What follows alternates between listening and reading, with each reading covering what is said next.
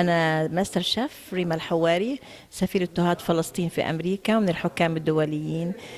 كانت هي بالنسبة لي إنه كنت اليوم أنا معزومة من طرف الأخت لطيفة والشيف نبيل لمهرجان الخبز، فلبيت هذه الدعوة لأني أنا يعني كان مناية من سنين إني أزور تونس، لأن تونس هي البلد اللي يعني في قلوبنا لشعب فلسطين. الندوة الصحفية انطلقت منذ قليل للإعلان على برنامج المهرجان العالمي للخبز منذ اليوم. الدول المشاركة في لجنة التحكيم في منظمة الواكس هما كلهم دولة فلسطين، ألمانيا، أمريكا، البرازيل، تركيا، روسيا لم نتلقى منهم أي خبر إلى حد اللحظة هذه. عندهم التذاكر لكن ما نعرفوش باش يجيوا ولا لا.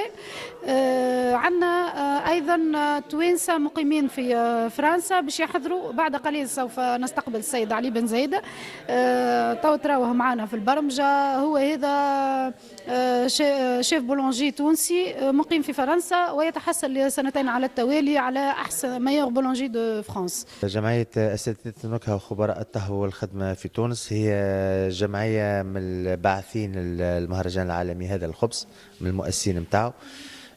احنا الرول متاعنا هو انه مدابا احنا ممثلين للورد اسوسيشن اوف تشيف سوسايتي اللي هي المنظمة العالمية لجمعيات الشيفان في العالم. احنا الممثلين متاعها هنا في تونس. دونك استدعينا من لجنة التحكيم من اعضاء عالميين في عدة ميادين نتاع الكومبيتيسيون اللي سولون لي كومبيتيسيون اللي باش يتعداو. والنقطة التنظيمية هو أنه على 4 أيام فيهم 3 فئات محترفة. دونك ريسبونسابيليتي نتاع 3 أيام اللي هي تونيزيان كوليناري أوورد. وإن شاء الله سنة نعملوا أقل أغلاط من عمنا، والعام الجاي نعملوا أقل من سنة إن شاء الله.